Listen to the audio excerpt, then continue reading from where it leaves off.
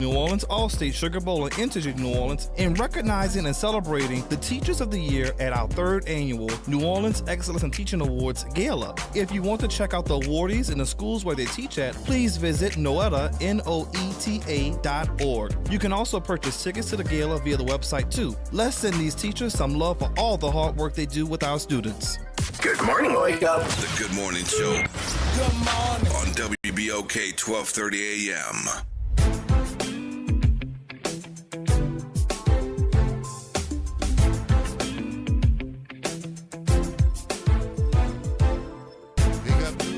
Yes, 2 minutes after. No, three now. Three now on the 3rd day of the week, Sunday, Monday, Thursday, but Tuesday, I'm not going to get off of that. We got so much to talk about, guys. Dr. Ashanta White, OT, the early third in the entire WBOK listening audience, man. Wow, Doc, thank you so much for enlightening me on this Innocence Project initiative, this young man, Marcellus Williams. Talk to me about what he's facing now. Another case of being innocent, but still the powers that be wanting to move forward with his execution. Yes. Today at 6 p.m. He's actually doing a death row sentence for the murder of a white young lady.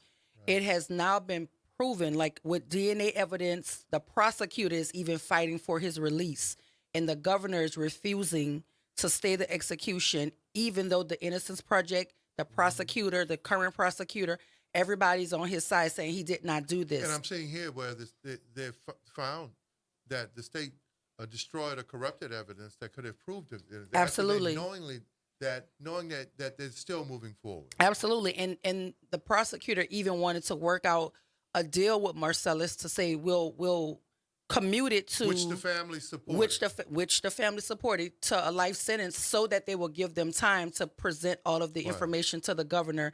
They tossed out the motion to vacate the conviction.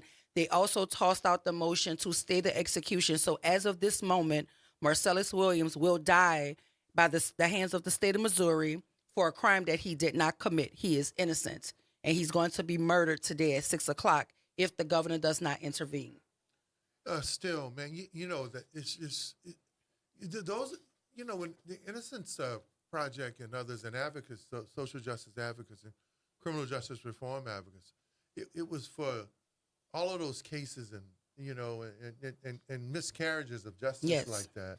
And so here we are again now in an era where it threatened to roll back criminal justice reform.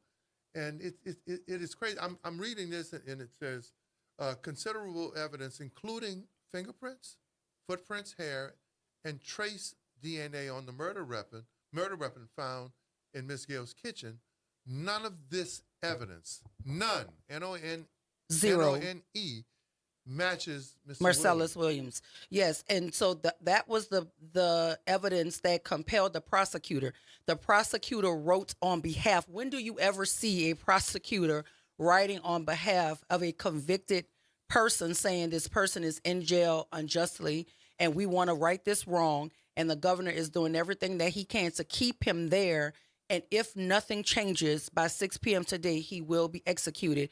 But what the listening audience can do is to text Marcellus, Marcellus,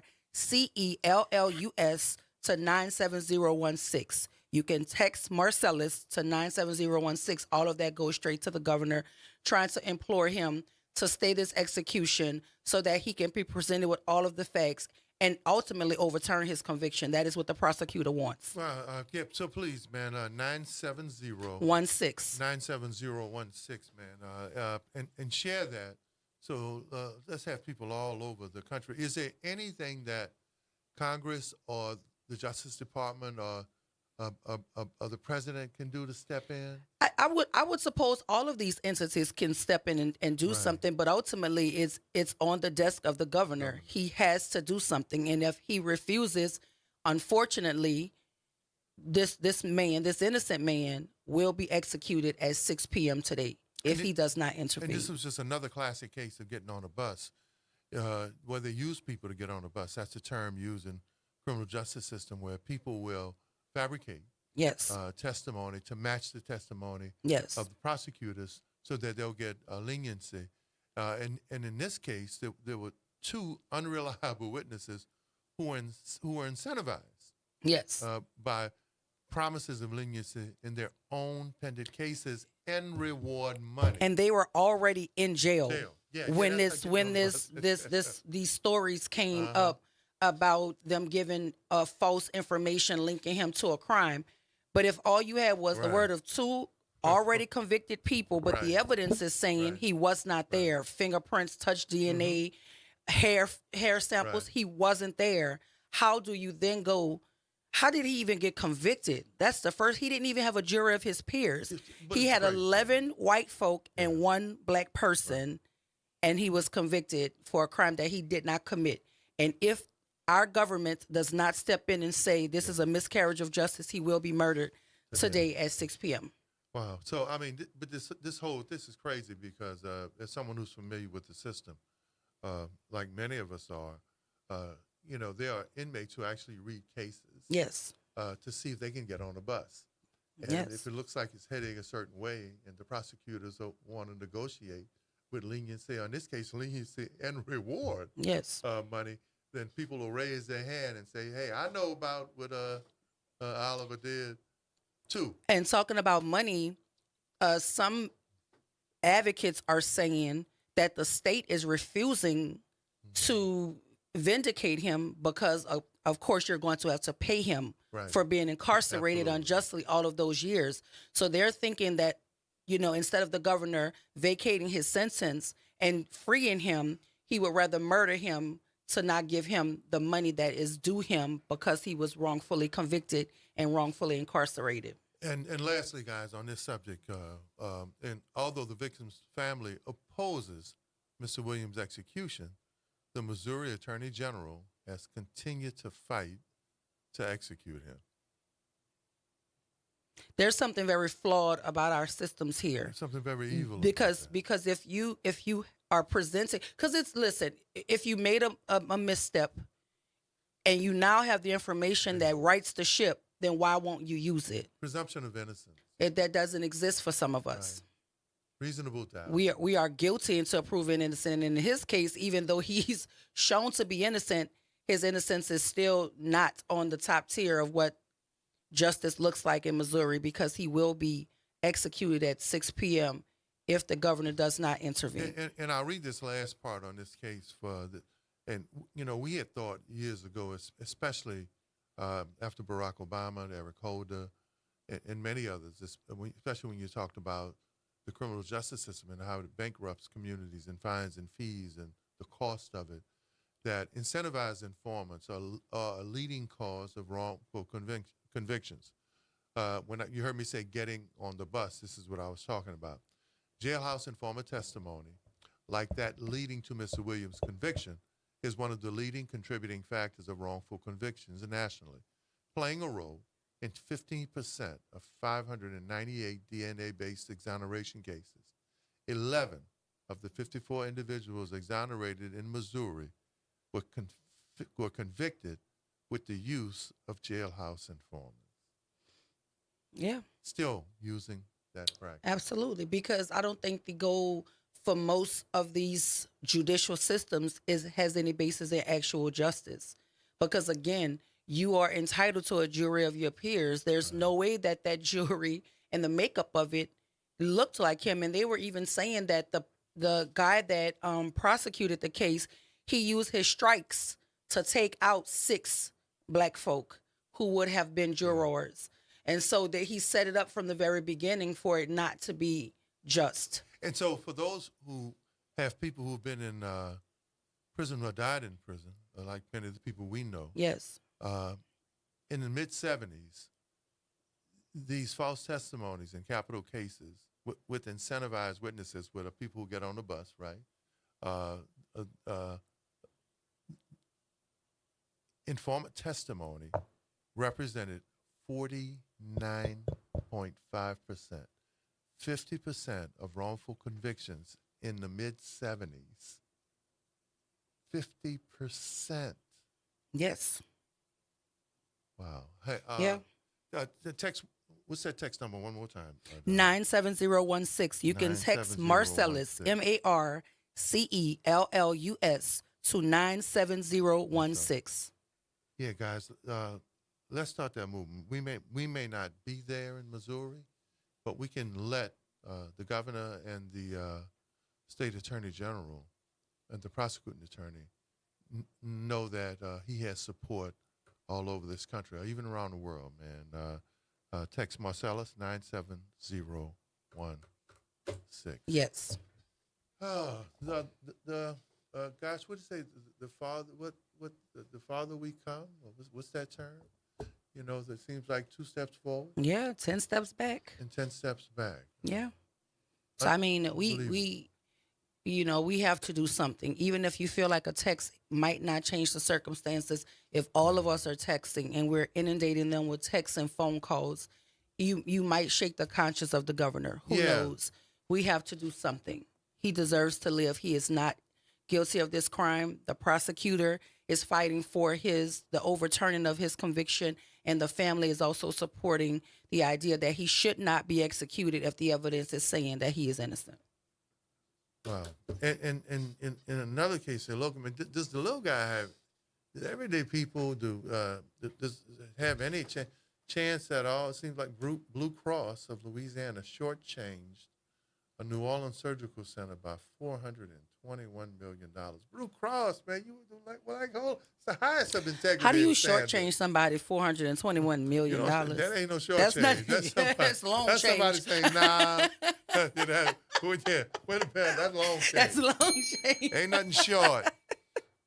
They're like $421 million. Nah, that's Ain't nothing short. And of course, in national news,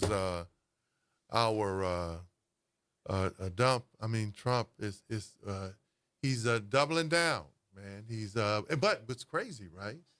I was watching him analyze the NBC poll, and just this week, there's been another shift in the polling. yeah. The race is tightening, and Trump has either tied or assumed the lead in some of the key battleground states. So, what are people thinking? Well, I mean, I don't know if he's gaining ground or if it's, voter suppression. They're doing all kinds of things. They're purging hundreds of thousands of people from voter rolls in certain states. They are threatening certain people in certain states with incarceration if they're accepting mail-in ballots. It's all sorts of voter suppression initiatives going on all across this country.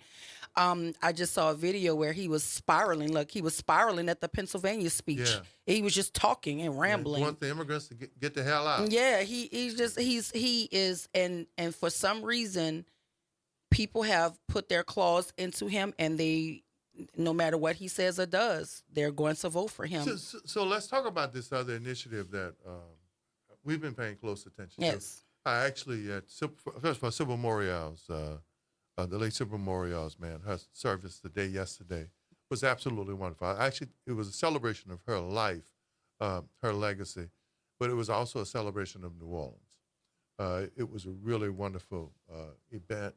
I spent that day with my cousin, Big Doug, Jerome Smith.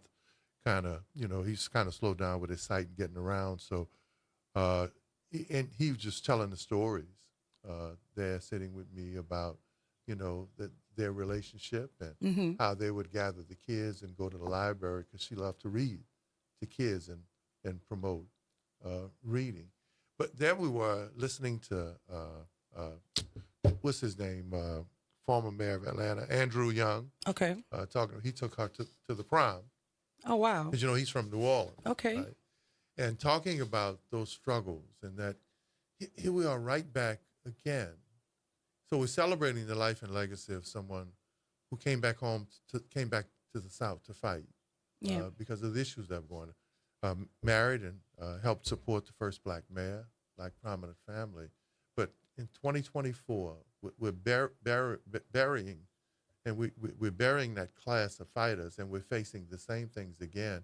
But one of the issues we talked to with a group of young women was about how do we get young men, because it's a strategy now, both in social media and politically, they're targeting young white men and young black men and young Hispanic men targeting them to make the difference in this election? Yeah. Well, the thing about it is we held the New Orleans United Front had their forum last night, and the topic of it was Project 2025, and there were a number of our elected officials who were panelists, and Attorney Richard Perk was also a panelist. He actually read the entire document and broke it down, provided notes, and all of our elected officials in some capacity talked about their expertise in the lanes that they were in, whether local or state, and how it would impact us. And if we are going to be honest about what Project 2025 is, what it is, it's going to give complete control should Trump win this election. It will give complete control of our federal entities to him. He will demolish the Department of Education. Every decision that is made on a federal level, the people will be in civil service will be stripped of their roles, and he's going to appoint people to those positions. It's a very scary thing to think about. And what was so important to make people draw the parallel to is that Project 2025 may be they may fear it on a national stage, but it's happening in Louisiana already. Yeah, well, It is happening here already. yeah, Like when you think about education, it is happening here already with PragerU. Our superintendent actually adopted those policies. Yeah, And but- he's trying to implement them statewide. It's happening here. Yeah, but that was my position at the Sigma Yeah. panel discussion, that we didn't have to wait for a federal It's here. plan, because it's been happening. It's Yes. been happening since the South figured out how, even with a large population Mm-hmm. of minority or black voters, they figured out how to control state housing. This is the same thing with our governor. yeah. The same thing Trump wants to do and be in control of all of these positions. That is the same thing our governor is doing, making certain that people he trusts and people he deems, next to him, he's placing them in positions, and they're just trying to control everything in terms of a state level. So it's happening already here. So you could fear 2025 on a federal level, but you live right here in the state of Louisiana, and it's happening Well, already. we're going to take a break. Give us a call. I would love to hear from our listening audience your thoughts, especially about the Trump Vance, the Republican agenda targeting especially young men, and especially young men of color, and specifically black men. What do they gain? How do you see that? Why do we see that movement? I'd love to have your take, and we've touched on this before, but I'd really love to hear from our listening audience, especially after the move right now. And many of those conservative campaigns are actually, their foundation is to target young black men, Hispanic men, and young white men who feel they've been disenfranchised. What do they gain with the Republican Party? Give us a call, 504-582-9422. We're going to go to break, man. WBOK 1230 a.m. What New Orleans is talking about. Whose station? Our station. Still your station.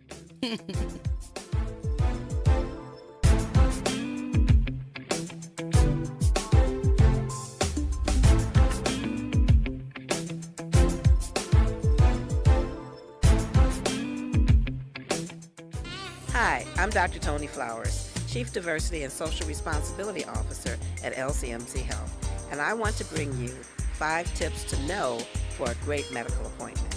Number 1, know your questions. Make a short list of your most important questions and bring that with you to your appointment. Number 2, know what's being said. Ask your provider to speak in plain language, not those big long terms. Number 3, know the wellness plan. Ask your provider to explain the plan for your care in 3 simple steps. Number 4, know why the plan is important. Ask your provider to explain what will happen if you forget to follow the plan. And number 5, know your medications.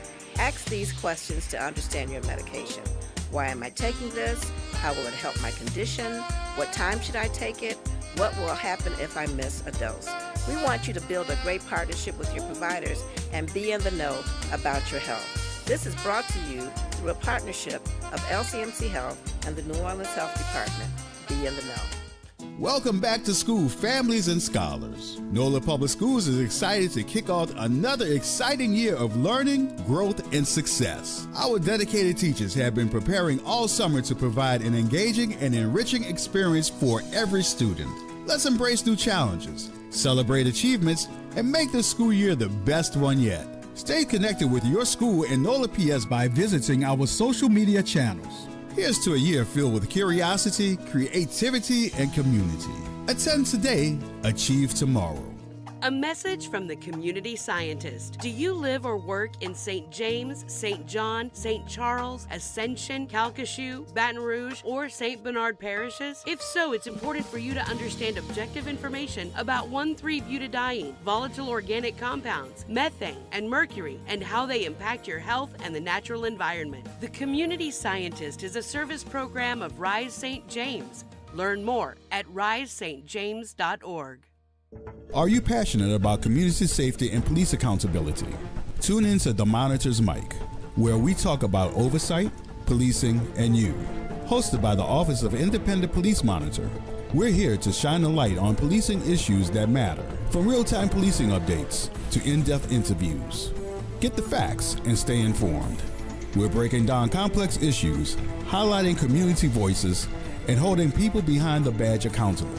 Join us for an informative hour every Friday at noon on WBOK. Your city, your police, your show. The Monitor's Mic. Ochsner Health knows that making your health a priority is key to staying active. Join Ochsner Health, Johnson & Johnson, and community partners for a free event focusing on Black men's health. Get screenings for blood pressure, glucose, cholesterol, and prostate cancer. Plus, join candid conversations with health experts about men's sexual health and well-being. This event is Saturday, September 28th from 9 a.m. to 1 p.m. at Marrero Community Center at 1861 Ames Boulevard. Be proactive, stay active. Making a difference in the community. WBOK 1230 AM. Good morning, Wake Up. The Good Morning Show Good morning. on WBOK 1230 AM.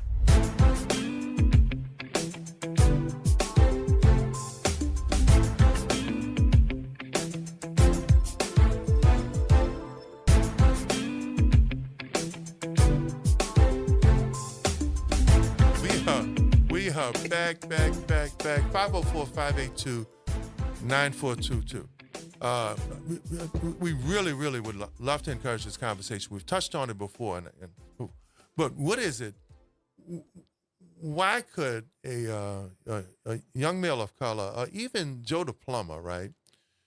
Especially given the fact that, and in some of the conversations I've had in the last week, especially with Kamala Harris' campaign, if she loses this campaign, it will be because of the exodus of young men and men who are going the other way. Now, some of the older men, I can understand maybe some of the gender bias, right? And maybe it's age. But they're specifically now in these last few weeks targeting young men to make up the difference for Trump. I would love to have someone give us a call. I can understand it in some ways because as a member of Black Man Build, Fathers Matter, in many men's group, I even participate with CS45 and Phil Brock with their 200 men. I participated with Kevin Griffin when they got the march for Black men and Pastor and Minister Willie Muhammad. We understand the frustration, especially of young Black men. Right. You don't know where you fit, but you know you don't fit there. you absolutely don't, because if you're going to support a presidential nominee who is calling for blanket immunity for police officers when they're out here killing Black men and Black women with impunity, then you're going to, in essence, vote against your own humanity if you're going to support that. I'm not certain where they believe a Black man fits or even a Black woman fits in a Trump campaign when you're criminalizing health care for women. And unless you're a Black Nazi. Unless you're a Black Nazi. Or Clarence Thomas. I mean, that's the only, people, because you got to realize some of us show up Black. That doesn't mean we're Black. Absolutely. You know what I mean? Some folk don't even like the fact that their reflection is Black. Right. And so that's why they fight so hard against. That's why they picked the white dog. Absolutely. And so for me, those sorts of people don't shock me. To call yourself a Black Nazi, something has to be but Doc, sick inside of you. I mean, even though you're a female, a woman, I mean, you've dealt with Black boys, especially in the psychology and in education. Yes. And, you're a woman who rallies a lot of men, especially those outside the system. What would be some of the reasoning you would think? Well, anybody that's disenfranchised is looking for a place. Right. And they know that. Right. So if I'm on the outside looking in and I see that black men don't have a Right. place, right? They're disenfranchised in every facet Right. of this country. I'm going to go after them. But these are the same black men that police are killing, and you are saying Right. they have a right to do it. So how do I fit in with you? 504-582-9422. Let's go to lines. Line number 1. DJ, good morning, man. God bless you, good brother, man. DJ, give me a few 1, 2s, and 3s on the psychology around it, especially given now. I know we've touched on this discussion before, but they've actually honed these last few weeks at targeting the younger men, not just the gender gap. Talk to me, DJ. Yeah, here's the thing, though. The thing is that sometimes, well, first of all, good morning. I'm sorry. Good morning to you. Good morning. Good morning. Good morning. Good morning, Doc. Good morning. So the thing is that a lot of times people try to make it seem as though if you vote Republican and you're black, you're bad, or you're going against the group. It was like President Biden say, well, if you don't vote for me, you're not black. And I think that rubbed me the wrong way, and I think that we have to look at things from both sides. And I know the doctor said, okay, well, Trump is going for killing black folks, right? Or immunity for cops. Under Obama, under everybody, black folks been getting killed by cops. So that shouldn't be a scare tactic. It's not like it's going to stop happening once she gets into office. The thing is that there is nothing that she has incentivized for the young black males in order to come out and push the vote. It's like there's nothing that she can hang her hat on and say, this is for you. If OT, you just said that this election is going to swing how usually, if she loses, it's going to be because of that young black male vote. Yes, it is. So if that's the case, then what are you doing, Kamala, to make sure that you get those voters? How are you touching them? How are you reaching out? What are you incentivizing? So And let me clarify something, DJ. Let me clarify something. Yes. This is not a scare tactic. And yes, black men have died under almost every president that we've had. What I said is that this president wants to give blanket immunity to police officers who kill in the line of duty. We've never had blanket immunity for police officers who killed. That is the difference. Yes, they died under Obama. Yes, they've died under every president that we've had. And I am not trying to scare tactic anyone. What I'm saying is this is a president that is saying we want police officers to do their job with blanket immunity. What happens to those Louisiana State troopers, Doc, that killed that black dude Green? What happened to them? That's the problem. That's nothing. what we're pushing back against. I was not for that either, and I was imploring our governor to step up and do something about that because he was murdered and it was a cover up, But DJ, and everybody knew about it. DJ, give me a 1 or 2. You can say, okay, the Trump campaign or this conservative movement is an option for young black men because of. Give me a because of, or something you would think. This is not. It's the plus side of the Trump campaign for me is that it will make things bad. Here's the thing. I'm not pro Trump. I'm pro black people waking up to the fact that neither side is going to be on that side to help them get to where they want to go, and that they have to in turn organize and put up their own bootstraps and not depend upon it. The thing is, we are depending upon her as if she's the last great hope. Like that hope is a dangerous drug. I mean, it's very dangerous, and if we keep taking it, we'll Thank you. at the tip of America, and we're gonna always be dependent. Lines lit up now, DJ. Thank you, man. Appreciate it, man. Well, 504-582-9422. Well, I'll say this, DJ, and I hope you're still listening.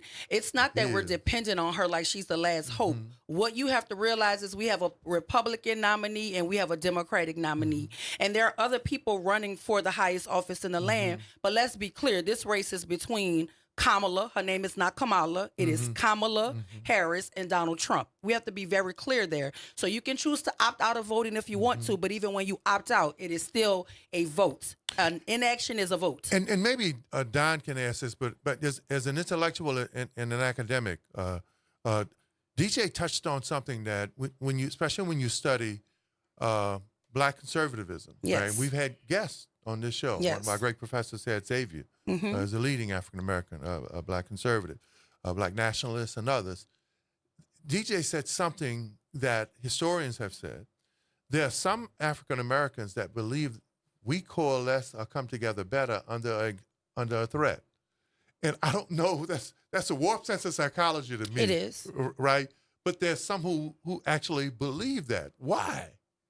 I don't know. That there could be some truth there. Right. But what we have to stop doing is conflating the issues. Right. Because you're muddying the water. At the end of the day, nobody is sitting here saying she's our last great hope. Nobody is saying that. What we're saying is that we have an option at the polls. Yeah. We don't get to write in anybody that we Right. think is better because the race is going to be between those two people. That's just the bottom line to it. Hey, Doc, I can tell you a personal story right there. That leads, and then we'll get to the lines down. 504-582-9422. Yeah, I mean, for folk like us, Yes. we read, we understand history. Absolutely. We know trends. We know all skinfolk ain't kinfolk. Right. We understand that. We understand black Nazis. Yes. We know they exist, right? I'll never forget when Obama was elected, right? Everybody in the criminal justice system, right? With Bureau of Prisons, everybody was happy, right? And then the next 2 weeks, you're sitting in the room, you see Obama policies, and he put $760 million into the Bureau of Prisons to hire more correctional officers. So we were saying like that, oh, wow. Okay. Yeah. We understand that. Absolutely. Like and that's the thing. Like the WBOK listening audience is brilliant. Yes. So we're not going to Right. water our brilliance down Right. by acting as if this No. race is not between Donald Trump and Kamala Harris. That's our two options. Line number 2, Don. Good morning, Don. You're on with Dr. Wyden OT. Very Don? good morning. Good morning, brother. Good morning. And my condolences to the Morial family and all the great families Yes. of New Orleans who lost matriarchs down through the years. Blanche Francis, the wife of Don, Norman Francis. Don, can I ask Leah you? Chase. Yeah. Excuse me? Don, can I ask you a question? Because I know you're well read and versed, right? And I'm really trying to. Dr. Wyden and I were just talking about, and with black intellectuals, academics, conservatives, and in many nationalists, where does the thinking come from many that will support efforts like Dr. Wyden is talking about, where they think it's better for black folk to operate under a threat than, it's like when Malcolm said in Seattle that he was afraid of liberals, right? So where does that psychology come from in some of your reading and study? Well, let me say I didn't mean to throw you off. I just wanted to get your opinion. Joe Biden said if you didn't vote Democrat, you wasn't black. Right. The industries that black people, some of the industries that black people have created, such as jazz, the genre of music, jazz. It was called what? Jackass music. That's One for them time. jackass. I think if you relate that to a political party, which one's the jackass? Okay? And when you talk about blues, black people invented the genre of blues. Yeah, but who's giving us the blues? That's closer to what color? Blues closer to red, or they're closer to another color? So I hear these brothers talking about giving us something. If you look at the social safety net, as I mentioned before, black people are underweight on social safety net programs. Correct. Underweight. 15% of the population, about 13% of the social safety net programs black community receive. When you talk about rap music, hip hop, who Middle invented America that? supports that genre. But who controls it now? Black people invented it. No. But white people controls hip hop. All those They're labels, the all largest those labels purchaser of including BET, been bought. Right. If you look at sports, you look at boxing, and you look at Division I big time college football. 80% black young men. Thank God to get NIL, but who's reaping the benefit? Who builds all these luxurious buildings and give these coaches elaborate golden passes? I don't hear any complaint about that. That you black, you ain't black if you don't go to LSU. I ain't hear nobody say nothing about that. You ain't black if you don't go to Alabama. Did he say anything like that? No. But if you go to Grambling or Southern, you less than in many people, black people's eyes. That's not. So why are young What black I'm saying men? is, we have when Malcolm X also asked the question, "Who taught you to hate yourself?" Mm-hmm. You don't appreciate anything that the contribution that black people make on any level. I thank God for the black intellectuals and professionals for holding it down for us in order for us to get our feet under us. You know, the protection that the many black intellectuals, they didn't have to do it, Otis. That's all right. Sitting on a They didn't have to do it. You have certain segment of the black community that isolate and insulate themselves from the everyday issues of working and poor blacks. But why would a involve young black themselves in it. man vote for Donald Trump? Why, Don? Here's the thing. People think that we're voting for a personality. It's about policy and purpose.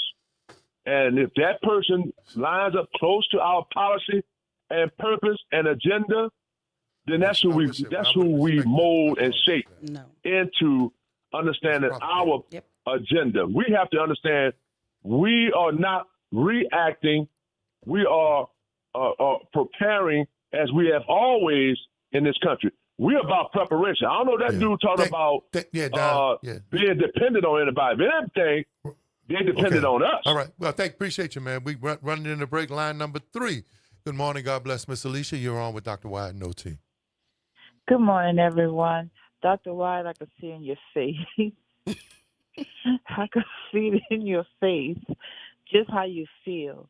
It behooves me when black people say that they're going to be voting for Trump, and they can't explain why. Now, this man has told us what he is, told us who he is, and told us what he's going to do. And nothing in what he has said and done benefits black people. At the event yesterday, once again, Doc, you were very good. Appreciate you coming to be our moderator. Thank you. The question I said, my statement to people when they talk about Trump was so good, they did better under Trump. And I have to tell them, civics. No, you did better under Trump because of Nancy Pelosi and the Democratic Congress.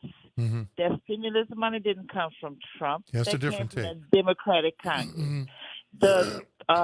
The PPP money came from the Democratic Congress, although the Republicans are the ones and big businesses are the ones who took the most advantage of it.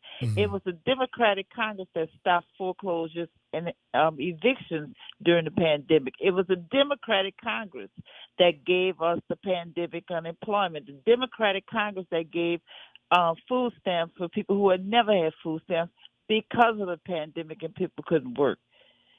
They get it confusing, even when you explain all this to them. So what do you say? So what do you say with DJ's comment, and many black intellectuals will say that it takes a thread, and when we to bring black folk together, because there's some who believe that. What do you say to folk who say that? I give them what I just said. I give them the truth. Okay. I educate them. Okay. And I tried to bring back in their faces, Donald Trump calls black people stinky. Donald Trump says black people are ignorant. Donald Trump says black people are dumb, especially black females. He has thrown people out, had not hired people. His construction. Well, the Central Park in 5 New York. It should have been enough for anyone. But Miss Alicia, thank you as always. We appreciate you. It's befuddling. It is kind of, in many cases, right? I wanted to say, because both of the callers mentioned Biden saying, if you don't vote for me, you're not black. Right. And I want to bring them back to the debate. Right. He is not running against Joe Biden. Right. He is running against Kamala Harris. And Biden did say that, but Trump also gave y'all tennis shoes and Amber Rose. And I don't see anybody telling us that he's using propaganda to get the black vote. Tennis shoes and who that? He did Amber Rose. He gave us tennis shoes and Amber Rose. Right. So what is that saying about us? I can't use neither one of them. What is that saying about us? If Biden is saying, if you don't vote for me, you're not black. So what does he do? He gonna make a shoe. And Amber Rose ain't my type. I can't use neither one He of gave them. us tennis shoes and Amber Rose. On what planet I can't use. is Amber Rose a representation of anything political? We're talking about the lady who invented the slut walk, Yeah. I who can't. has a tattoo going across her forehead, I can't use neither one of them. and she was at the RNC. Yeah, the shoes too small. Come on now. And you got now. Let me Propaganda. Let me pull myself together, brothers. Maybe that ought to be. You deserve more than tennis shoes and Amber Rose. Line number one, Rem Calhoun, boy, Dr. Wise, you was a fool. Yeah, you need to. That's a good one. You got. What I'm gonna do with? I don't know. Them tennis shoes. I Tennis wear 13. shoes and Amber Rose. You trying to get Well, me you put know- my foot in the 9? Go ahead. You know what? Good morning. Good morning. Hey, Rem Calhoun, help me out. Well, when the truth is being told, it's hard to go in the Tennis opposite shoes direction. and Amber Rose. But the reality of what we're dealing with, some people rather believe a lie than to believe the truth. This man is trying to get elected. He don't care who he uses, his mama, his grandma, he don't really care. But he plays on the ignorance of men that said that don't feel that they don't have no stake in the game. Well, how did they get the stake out the game? Because he, through his discrimination, through all those things that has been said about it, it's true.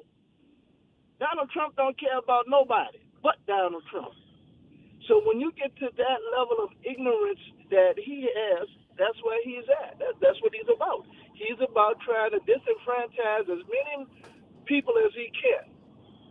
So, Reverend Calhoun, I'm going to ask you that same question, right? Especially, what would, I'm usually not baffled, because I love these intellectual and honest discussions. Dr. White takes it to the second, third power, and I'm trying to get beyond the tennis shoes and Amber Rose because it's facts. I ain't got no use for neither one of them, right? But what would make you work with a lot of black men, young men? You've worked to try to get them employed, opportunities, back in school, right? What would make them think that they could go over to that side or make that vote before we go to the break? Give me a reason, Rem Calhoun.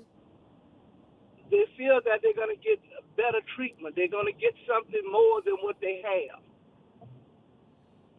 But what they're believing is a lie.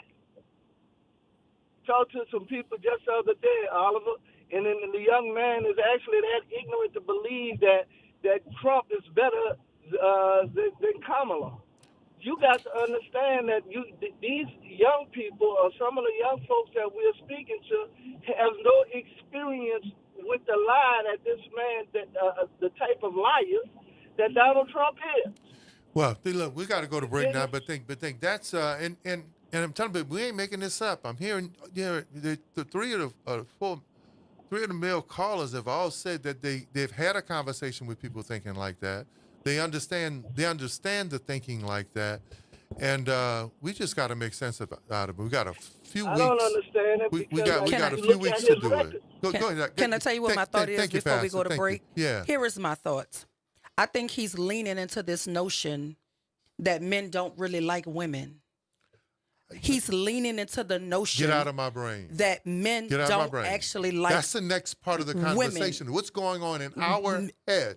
He's leaning into this thought process, specifically black men not loving, honoring, and protecting black women.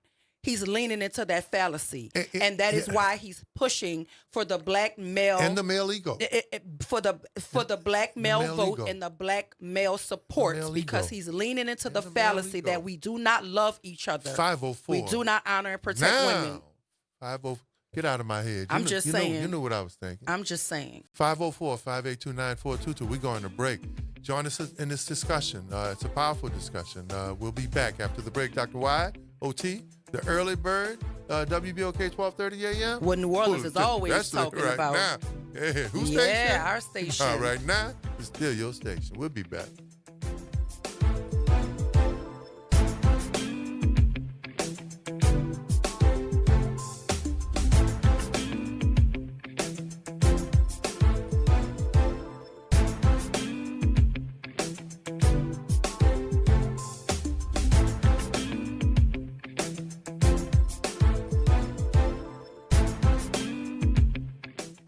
Sweet chocolate reward.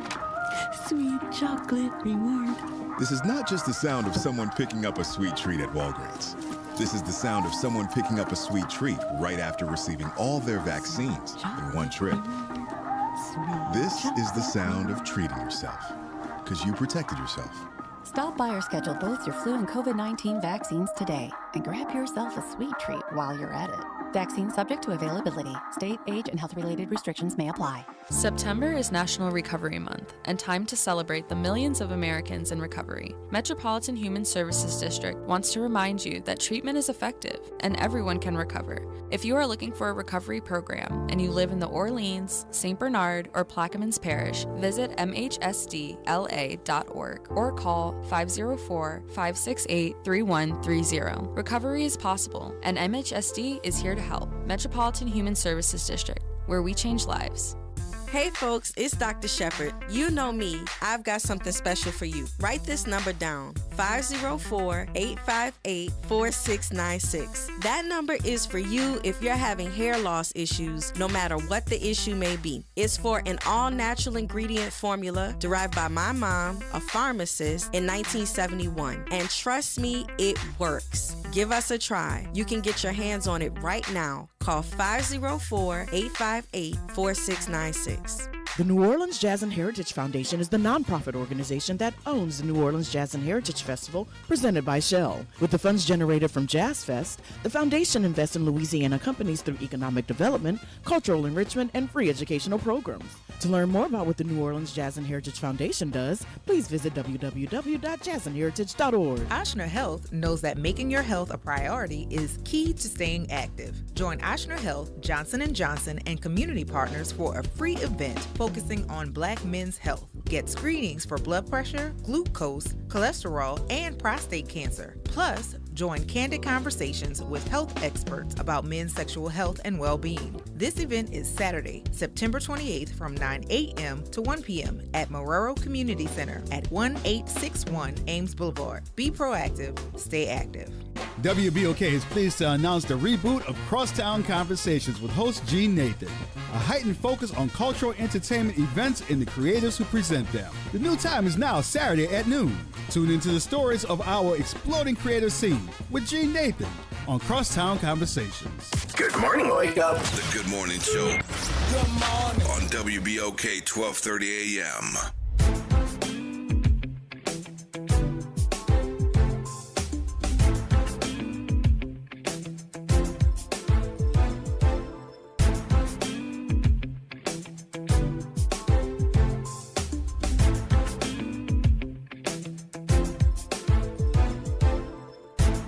We are back, man. As always, guys, it's a talk show. And on a talk show, what we do, we talk, right? And Dr. Wyatt not on my. Well, look, I love it when people espouse their feelings and talk. But we also like it when you got a couple facts or two to back it up. And we'll open it up to hear that. But 504-582-9422, we appreciate the callers. So what is happening in where this Vance and Trump campaign is narrowing down with their victory if they win? And I've talked to some Democratic experts from around the country yesterday at Civil Memorials that if Kamala Harris loses, it will be because of this effort to coalesce young black men and men of color to vote for her. Let's go to line. Lines are lit up. Line number one, Shaw. Good morning. You're on with Dr. Wyatt and OT. Hey, good morning. Good morning. Hey, good morning, good brother. All right. Hey, man, look, not to be off topic, but I mean, of course, I think Kamala will be, the best thing for the country. Mm-hmm. Donald Trump all about himself, Mm-hmm. But at the same time, man, how big of a win would it be for the real people, man? And I'm just saying that it seems like we're fighting the same fight year by year. Mm-hmm. Women rights, rights for medical, but it's like, that's the bar. The more and it's things like change. we right. It stops there, year by year, and as good it would be for Kamala to win, but what do we actually win? Okay. Right. You know what I'm saying? Yeah. Well, you would hope that the policies of the winning party would give you the opportunities that the American dream. Isn't that the foundation of what we say this democracy is, right? Right. We will hope that to live safe. As we always hope that, year by year, but in actuality, we see year by year, and that's why it's so discouraging when some young men, may think otherwise or whatever because they're thinking something new with Trump, which is all fake. But, they kind of get, talk get to me, bamboozled. right? Talk to me because your comment about what do we win kind of falls in line with some of the other folks. What is this black male frustration as you see it? Where do you think it's coming from? I think the frustration comes for year by year, man. They're out here championing and fighting for, the Democratic Party, to be successful. And, as year by year, they see the same things. And don't get me wrong, some people are looking and believing that, Democratic Party represent, immigration, not well, and thinking that some people are taking these jobs and stuff like that. So it's easy to get manipulated and start looking into the things that Trump is saying, especially when someone is already kind of like being undermined. Like black folk are being undermined. We know this, you know what I'm saying? So when people start feeling like that and listening to the rhetoric that Trump is speaking, it's easy to become manipulated because you're already down. Right. And you're tired of hearing, you're tired of hearing the what we're gonna do, and it just haven't, came to fruition, and you're saying like, hey man, I don't believe it no more. And so, I think that's why young black folk is some of them are getting on board and listening to Trump lies and kind of believing it. Thank you. Hey, appreciate it, man. Well, lines are lit up, man. You want to respond before we get the next caller? I do. The part about it's easy to Thank be you. manipulated. Well, yeah, when you are easily misinformed. Yeah, right. The There's a way step you're before not that. easily manipulated is to be educated. Ask the questions. Like people can only use propaganda when you choose to want to believe in the propaganda. But if you just literally just dig a little deeper, you will see that what he's saying is not based in any truth. Hey, 504-582-9422. Line number 2. Lewis, good morning. Thank you so much for holding. You're on with OT and Dr. Wyatt. Good morning. I think the issues are not real clear. This is a matter of bourgeoisie class versus working class. Black men are not necessarily interested in Trump. They are concerned about how they get treated. I mean, the young fellow who just got lynched, for example, what do you think the race of the people were who lynched him? Who's Kamala married to? That's an issue that is very prominent in the minds of black men. Okay, now and we it's talking. not being discussed. Okay, it's now not we being talking. discussed. Okay. Wow. Okay. Now, and the other issue is bourgeoisie class succeed. They enjoy all the benefits whenever a person that they support gets elected. I mean, just look at the mayor of New Orleans. What happened to that trash contract? Who did that affect? Who were the people who were behind that? There are a whole series of issues that nobody's talking about. Well, you're talking These young black fellows don't want to vote for Donald Trump, but they also don't want to vote for Kamala. Kamala is perceived to be a traitor. Look, in California, Kamala was happy to accelerate the incarceration of young black men, and that's very well known in California. So there are a whole host of people in California who have long memory about that sort of thing. Look at the success of the black people. Clarence Thomas, who is he married to? The other Supreme Court justice, who is she married to? Your district attorney down there, who's he married to? These young fellows pay very careful attention to that. These are factors that can have a profound impact on their lives because members of the bourgeoisie class help each other. They don't reach back and pull these other young people with them. And black men and black boys are absolutely, they have had enough of it. And what part of the country are you calling from? I'm calling from San Diego. Thank you. Can I respond? Thank you, Lewis. Yeah. Thank you for your comment, Lewis. At least he gave some specifics. And I want to be very, very clear again. The vice president's name is Kamala Harris. Well, I don't care about that sort of thing. But no. Look, just let me be I have clear. A name that people have me be had clear. difficulty. But just let me finish. See, that's the problem. Your arrogance and your willingness and your desire to talk people down. I have a name that has been mispronounced my entire life. And somebody should have corrected it. No. There's Somebody should have corrected do that. it. There's no necessity to do that. Don't you understand you offend people when you do that? Thank you, Louis. We appreciate you, man. So again, what I would say is the vice president's name is Kamala Harris. Kamala There's Harris. respect in pronouncing somebody's name correctly. If you call me Ashanti, I'm going to say we've had two my black name is men Ashanta. mispronounce her name. Absolutely. And some of them are doing it intentionally, right? Because that's also a part of the narrative. But let me be very clear about something. I respect everybody's opinion, and I want people to respect my right to have an opinion. So we talk about her prosecuting black men. Her job was to prosecute people, right?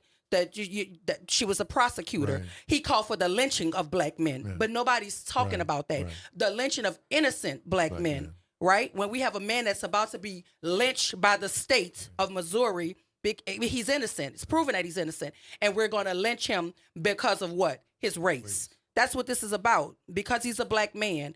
So we this whole idea of offending people because I have a strong opinion. And marrying out of your race. Let me finish. Because I have a strong opinion, but because I'm a black woman with a strong opinion, people are offended. You have strong opinions all the time. I've not heard anybody call here and chastise you about your strong opinion.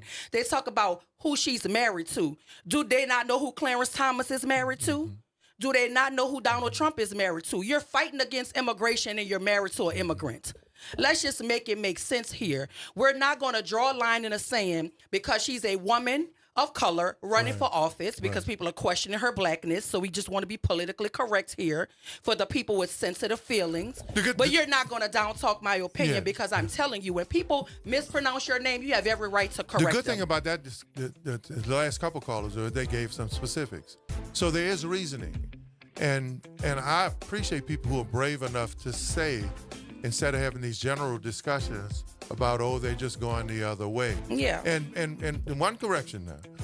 People have challenged me in terms of my opinion often. But there is something behind this gender thing, right? It is. In terms of there's a deeper dive there. But look, we're going to continue this conversation after the break. WBOK 1230 a.m. What New Orleans is always And whose talking station? about our station. I know it's your station. It now. is. We'll be back after the break.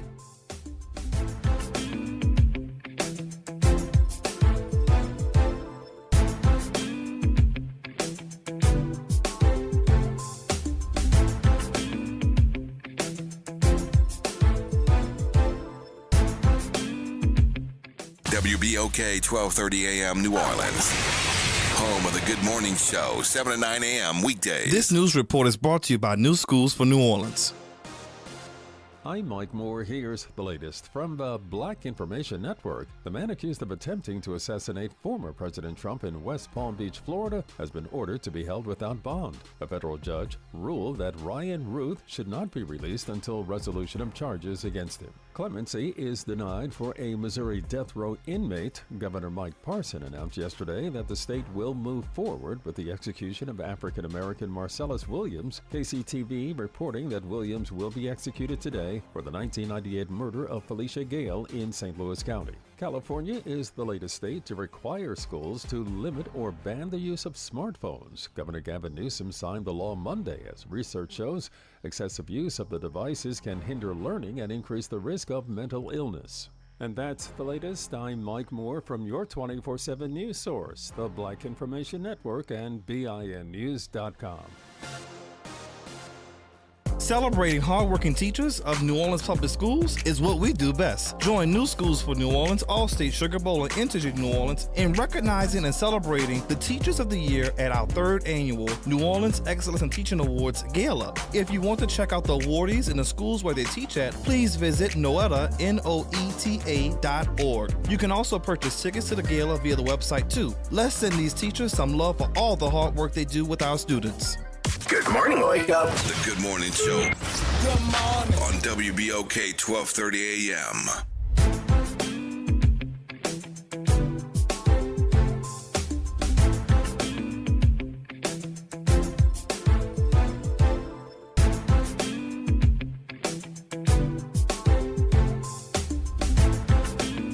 We are back. 1 minute past the hour. But hey, WBOK 1230 AM. No doubt about it. Hey, and the First Lady of WBOK is holding right now, line number 1.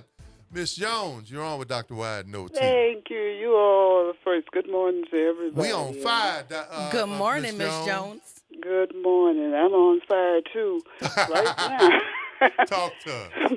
What are we hearing, Miss Jones? Break it down for us. My, oh, my, oh, my. That man from California, I know he's deep into it. He up early. With Kamala. Yeah, he is. But he's not looking at an overall picture. He probably had never heard, and I'm going to go back to saying it again, Trump is closely tied up with Putin. And anybody, I mean, today ought to see how it is with Russia. You don't need him. We don't have time to pick and nitpick about Kamala is, her name, whether she's black, red, white. She's got a combination, gentlemen, from California. Right now we need to deal with the fact she's all we've got this side of heaven, because we know what Trump is about. He's called your parents who were in the military, he called them losers. The ones who are following him are losers. The ones who are supportive of him are the losers. Look at the jail cell where they locked with the January 6 people up. I guess they wish they could come out and wring his neck off his head. But we've got to look beyond that, just differently. All we've got is Kamala and Trump running. Now, who do you want? Trump has shown. Kamala and anybody who's in the public, their service is public, not perfect. And I'm sure the gentleman in California, he's not perfect. I know I'm not. Well, so what do you think is going on with that male psyche, Miss Jones? You listen to the show, you call from time to time, but you especially on this particular topic, what's happening there? With the male psychic, did you say psychic? Yeah, the male psyche in terms of how they're targeting black males to be for Trump, and men are predicting that if Kamala loses, it'll be because of younger and black and Hispanic male because it's being stolen. It'll be stolen. Trump he accused Hillary of stealing, and he had already done something. Why is this man talking about those important documents that Trump had a right to take? So he said. Why aren't you to our national security? Red, brown, black, all the colors. Right now we need to come together. She's the only one besides Donald Trump.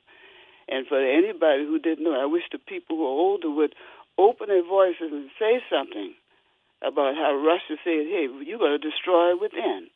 They created chaos, the same thing that they did when they drug our people over here, and that's why we're so untogether right now, if there's such a word. And it's the same thing with the nation. Why don't he study history, ask somebody who may still be living? Don't have to be a blood can. Somebody will tell you something if you would just listen and stop jumping to conclusion. But as far as for the black male is concerned, our people, there's a plot that's probably been going on to incarcerate them for slavery. A teacher years ago that died gave me a paper. He said, keep this. You're going to need to know this. How the conservative crowd plan to destroy America. I would like to share it with you, Dr. Shanti, a copy of it. Thank you. Thank you, Ms. Jones. I would like to share information. Thank you so much. How you plan to destroy Social Security. The New Federalist is the name of it. New Federalist, yeah. So, First Lady, thank you. We appreciate you here. Ms. Jones, as always. Well, Doc, that discussion really took off. Well, it was supposed to. There's a lot in there, but right? At the very fabric of this conversation is this idea, like I spoke of earlier. Is it because she's a woman that there's so much vitriol coming her way? Some men can't handle the idea of a woman being the commander-in-chief, let alone a black woman being commander-in-chief. And that is the quiet part that people have to say out loud and stop dancing around the issue, because you're talking about everything other than what this is the election is about. Because let's not forget, prior to her coming out with her policy, everybody was saying policy. I want to know your policy. Now on national news, they're saying policy is not going to win the election. So why every time you gain ground as a black person, they move the finish line? Somebody ask yourself that. They're tapping into black men because they're under the fallacy that black men don't love or honor or respect black women. That's just the bottom line to it. And when somebody can call here, it's my job to have an opinion on this microphone and call me arrogant because I have an opinion. That's based on your emotion, because I respect your opinion and your right to have one. But what I do know is to intentionally mispronounce her name is to go into the talking points of her opponent. They purposely disrespect her by mispronouncing her name. And let's not act like we have a legend here in the poetry world, Shakandria, that says little girls with big names correct them every time. So when somebody's mispronouncing your name, you have a right to correct them. And just because you went through your life with somebody mispronouncing your name and you didn't correct them, don't put that off on us. We're going to correct you every time at WBOK because we know that's propaganda to call her anything other than Kamala. So let's talk about that. And for me, it's where I wanted it to go. Yeah. Because it was deeper than some of the generic responses. They don't like women. That we were getting. And it exposes the gender gap. They don't like women. Yeah. It exposes the challenges that we have. Which is why a lot of policies target women. You want to tell us what to do with our bodies. It exposes a lot of the wounds. It exposes some of what I've learned historically within our own community. Yeah. And look, I appreciate people being honest. And also, I really appreciate people's opinions. I don't disrespect anyone for having a difference of opinion with me. Because why isn't nobody talking about J.D. Vance basically saying she's worthless because she doesn't have children? You're not talking about that, though. So she can't make decisions for this country because she didn't bear the cat her own lady's children. Being the joke, right? Absolutely. Right. It's derogatory. Nobody's saying anything about the male who can't produce the children, but you're talking about the women who can't carry children. That's insane to me. Well, let's go to the line. Don't like women. 504-582-9422. Breaking news right here from OT. Before I go to Larry, you wouldn't be here without a woman. Line number one. Larry. How you doing, OT? Breaking news, Larry. Boy, your co-host, he struck a nerve with her. What? Hey, look. Hey, look. Let me say this to you, Larry. One thing that we don't mind waxing with you. But I struck a nerve with him, Larry. I struck a nerve with him. He didn't strike my nerve. I wake up ready to do this. No. If you have, like, me and Oliver grew up. Oliver had a strong woman in his life. I did too, a mother. No doubt about I had a strong daddy too. But you got to be careful. We know what black women are about, and here's something that I want you guys. We know. You're dealing with the wrong. I ain't never lived in a world where a sister wasn't in charge. I don't know that world. Look, I don't know it either. I know. You know my mom. You grew up in the Fisher Project, huh, Doctor? I did. Yeah, so you come on, girl. Come on now. Look, it wasn't when I left New Orleans. A lot of Desire Project people, that's where I'm from, moved to the Fisher. Yep. So a lot of people in the Fisher Project was from the Desire. I told Dr. Wide that. I said the Fisher wasn't nothing but especially after Betsy, nothing but your Nine Water. She knew that. We take them all. It's all New Orleans. It's all New Orleans. Nobody can tell me where you from, baby, and how you get down. I heard you speak, so I know where your head's at. That's right. I've been to elementary school. She's a blessing. Junior high and high school, and most of the people that was president of the class that was in charge were women. Always. So I was used to that. And plus, I had 3 older sisters. And my daddy had 5 sisters, and he was the only boy. So, I come from a matriarchy family. Hey, look at the Desire Project, right? Deborah Davis, Edith Weston. Yeah, man. Right? So, Miss Price. Miss Price. All of them was in charge of the Desire. So black women have been in charge. We already accepted that. You see, Doctor, I think we have to wait to see how this election fall out. Yeah. Because the last election, when Trump when we was voting, he got single-digit numbers of black men. just single.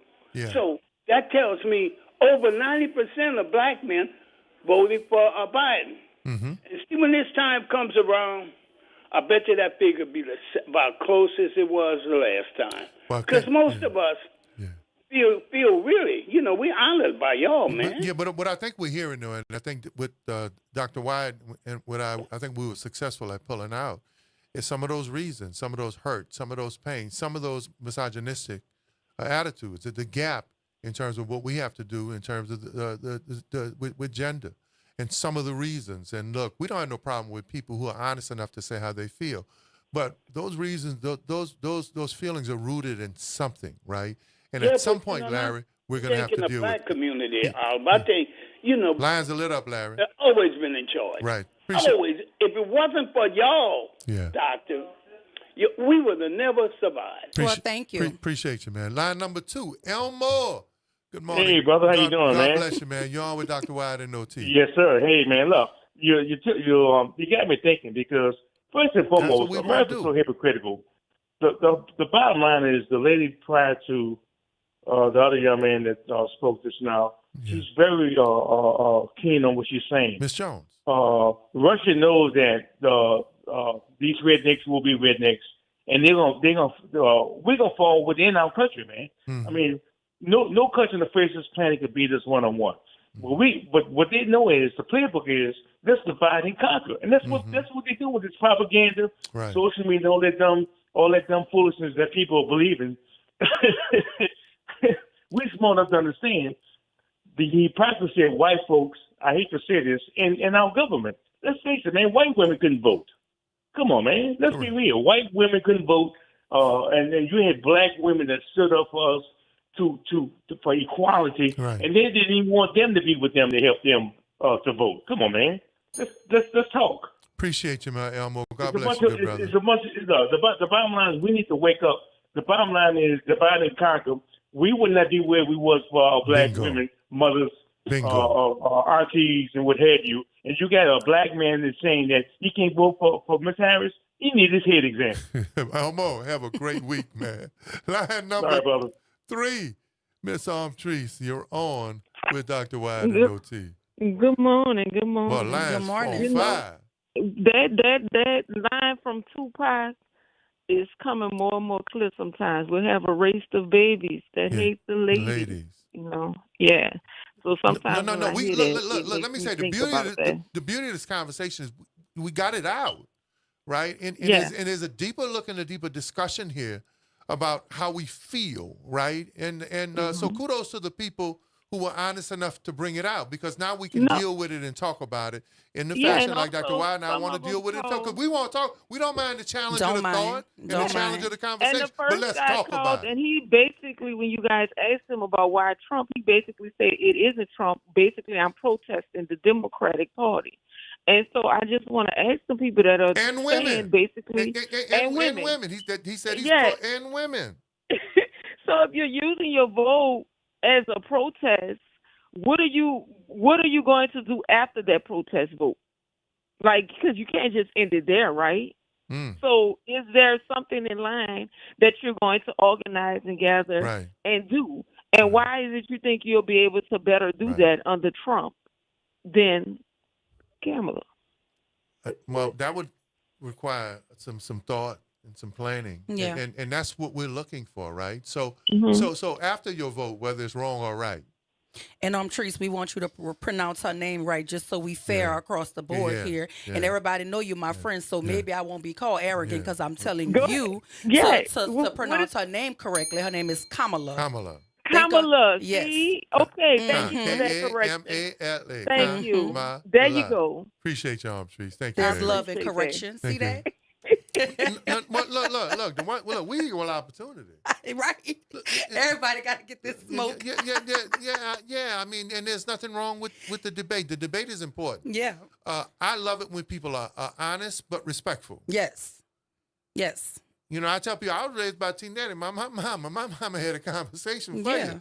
And if you come in there too meek, she gonna eat you up. Yeah. Right? She wanted to know how you felt. I wasn't raised by meek women either. She wanted to know and had an opinion. Yeah. And so I don't understand why people are so threatened by other people's opinion. This is just our perspective.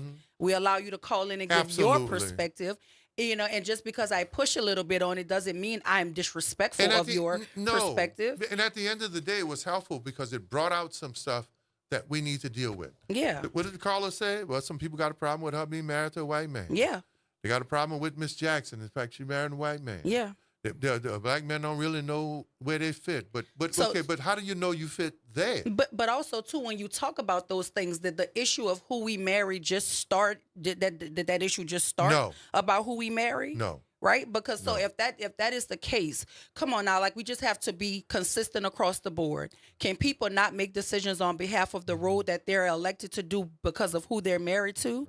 Because I would tell you the poster child for it ought to be Clarence Thomas, because everybody know Jenny the one calling the Right. shots Oh, absolutely. in terms of the policies he's supporting. Right, but nobody's questioning that, and she- he has and she a ain't- lifetime and she ain't appointment. Jenny from the block. And she ain't Jenny from the block, right? Right, or she ain't Jenny from Russia Blade. You understand what I'm saying? Like let's be honest here. So we got to stop acting like you keep pulling at things because it fits a narrative. This race is about Donald Trump and Kamala Harris. And at the end of the There day, are other people on the ballot. it is about policies, But right? it is not your about emotions. policy, Line not number your one. emotions. Derek, good morning, man. You're on with OT and Dr. Wyatt. OT, good morning, Dr. Wyatt. Good morning. How Good y'all morning. doing? We doing great. Look, I just wanted to call in and say, I got a daughter, and I definitely would like her to grow up and be like Dr. Wyatt. Correct them, Thank you. make them correct them, make them respect your mind. And it's like That's you right. said, some of these bros out here just do not like women. He got up here and disrespected every woman he could. The mayor, the vice president, Dr. Wyatt, every woman in sight he was trying to talk down on. So he just proved your point. That's all I wanted to say. Thank you so much. Appreciate you. That was the beauty of the discussion. And understand, folk, we don't mind you challenging us in our opinion. As long as you're not disrespectful. If you're disrespectful, we can cut you off. Yeah, absolutely. Okay. And I want to say We can cut something. you There's off. a guy in the comment, Andrew Harris. He says most women act out of emotion because you just said it's not about emotion, it's Right. about policy. Right. And I'm going to push him and say this. That's also another fallacy that people push, That's a myth. that women can't be in decision-making capacities because we're emotional. But I want to tell you this. Some things require you to have an emotion about them, right? If women are dying because we are creating policy that don't honor their right to choose what happens with their body, that is an emotional thing. But that doesn't mean that I can't have a sense of clarity simply because I empathize with what is happening in this country. Fannie Lou Hamer wasn't emotional. Sojourner Truth wasn't emotional. Harriet Tubman Come on. wasn't. She had a route and a plan. But even when and you a certain- have Madam emotion, it C.J. does not Walker mean wasn't emotional. that you are a monolith. Right. I can have an emotion and I can still make a decision in the best interest of the American people. Michelle Obama ain't emotional. Because who's Very more strategic. temperamental than Donald Trump? Is that not Who's emotion? more emotional? Is a temper That's a high tantrum five. not an emotion? Yeah, I'm just asking. I don't know. and we would say drop the mic on that one. Drop the mic on Hey, it. now look, we're gonna talk to Dr. Renika Briscoe after this, but let me say this. This has brought me to a moment. First of all, thank y'all for the conversation. The conversation was extremely important. It was lit, as the kids say. But at the end of the day, we're in the midst of an election, right? Yes. It's Trump and Vance, and it's Harris and Walz.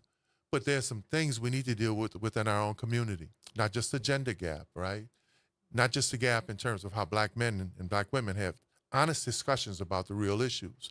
But when those discussions, right, are so emotional that they don't begin to deal with the issues that really got us to the emotional part, yes, and when we're not honest enough to share them, then we can't move beyond where we are right now. And at the end of the day, OT will tell you that the solution in our community, it ain't black politics, it ain't black emotion, it ain't black disagreement. The issues, the solution in our community is black love. Let's get to it, Dr. Wyatt. And conversation like that will get us to it. The conversation was lit. It'll get us to it. It'll get us to it. WBOK, who? Well, New Orleans is It's always talking about whose station? our station. Right now, it's your station. That's what they say. Ronika Briscoe after the big baby.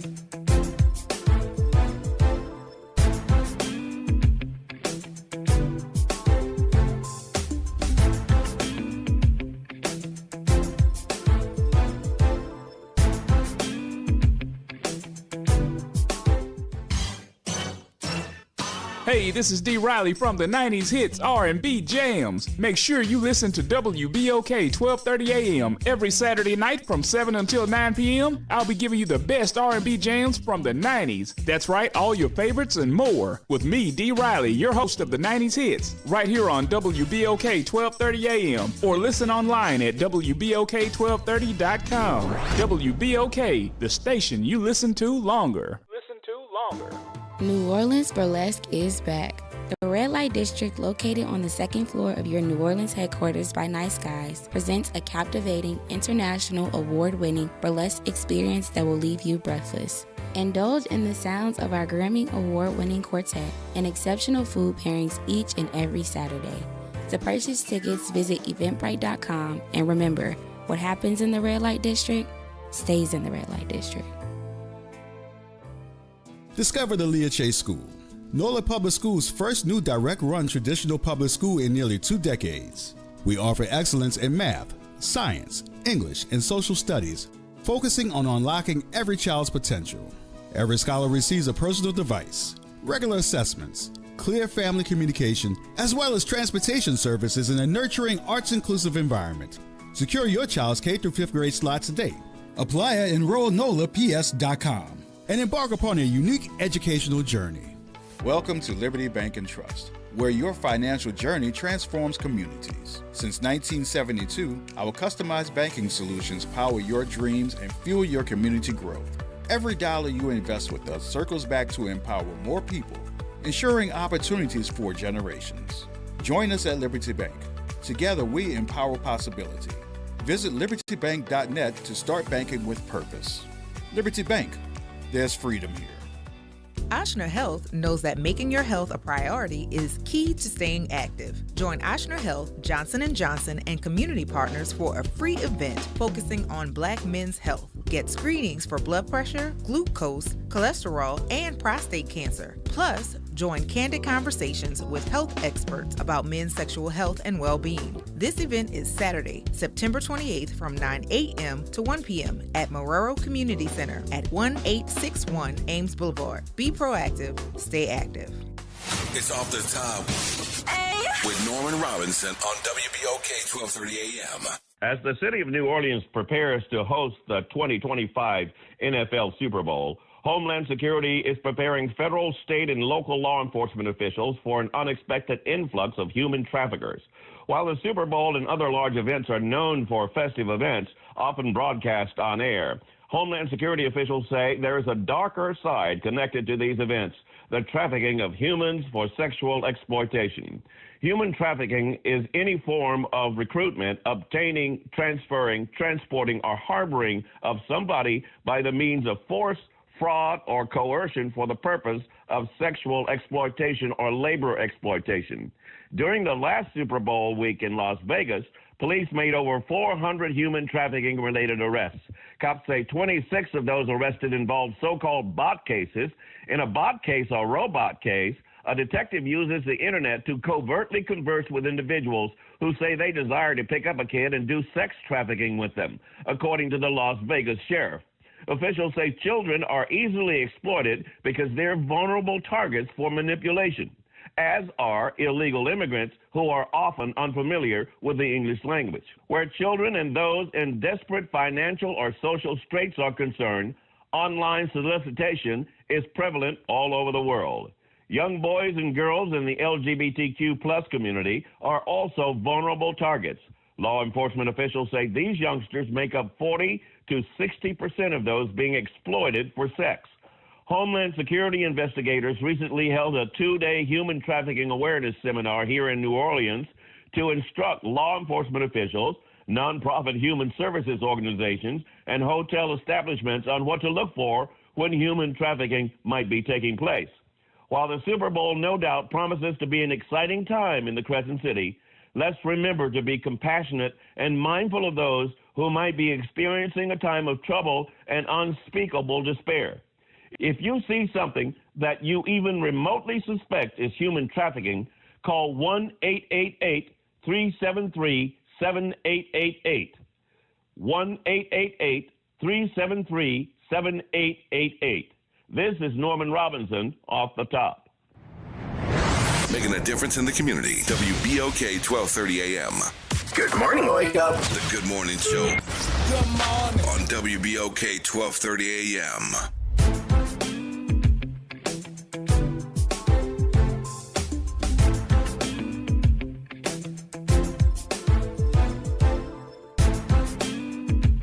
We are back. We want to thank everybody for a powerful discussion that I think we're going to segue, especially talking about a thought leader, a brave woman, great leader, Dr. Renika Briscoe, brave women at work, right? And it's amazing. I always said that, Dr. Widener, how God works, how our conversations can seem like they can be in left field and circle all the way back. Absolutely. Right? Dr. Briscoe, first of all, thank you. You're no stranger to the Good Morning Show on WBOK. Yeah, thanks for having me again. No, well, thank you for coming back. First of all, how you doing? I'm so good. Right. You look so good. Oh, Yes, she does. thank you. I'm fresh off a trip to Houston, launching the book tour. Houston Right. showed up and showed out, but you know, New Orleans is in Houston, so my New Orleans people showed up. Absolutely. Hey, man, look, the 504, I know December's coming. They're planning their big gala. I was the speaker, man. Last time I was over there, Thank you so we had almost, 1,000 people came out to the 504 Yeah. party. So we show up in Houston, yes. Houston, too. But you just heard the conversation. Before we get there, we're going to circle into what we're doing right now. Your personal journey, the book tour, the signing, Brave Women at Work, that's a heck of a title, right? Because we were just saying off air, especially to be a black woman, Yes. brave black woman. Yes. Well, who? I mean, just to be in any environment in many Yes. cases, you don't know where the shots are coming from. Yes. Talk about the title and why you named it that. So, Brave Women at Work, Lessons in Leadership is the third book in a series, and it's a compilation book. So, I'm one of 10 authors, 10 women from 10 different backgrounds sharing their leadership journeys. And so the book is really an opportunity for women to share their stories on their own time, on their own terms, in their own words. So my chapter is called Winning on the Road, which fits perfectly into the previous conversation, because as I started on my journey, my dissertation journey as a doctoral student, I sought out to really understand Black women who are in the highest levels of leadership. How did they get there? What did they attribute their success to? Less than 4% of chief level positions, vice presidents and above are Black women. About 30% are women generally. So why is there such a huge gap is what I wanted to understand. And then not only why, those who had actually accomplished it. You are a CEO, sis. You are a chief equity officer. You are a chief financial officer. What was your story? How did you get here? What did you attribute your success to? So Brave Women at Work is an opportunity to really put front and center, move us from the margins to the pages, and have people really understand our stories, the sacrifices of success. What does it take? What do we give up on our journey? And a lot of times as women, our journey isn't just about ourselves. No, it's never about ourselves, because we are one demographic that carries an entire everything. An entire from family. Your family, Absolutely. communities. Yes. And that's one of the things that came up in the research. Overall, overwhelming, Black women do not accept jobs where they do not believe they can truly make a difference.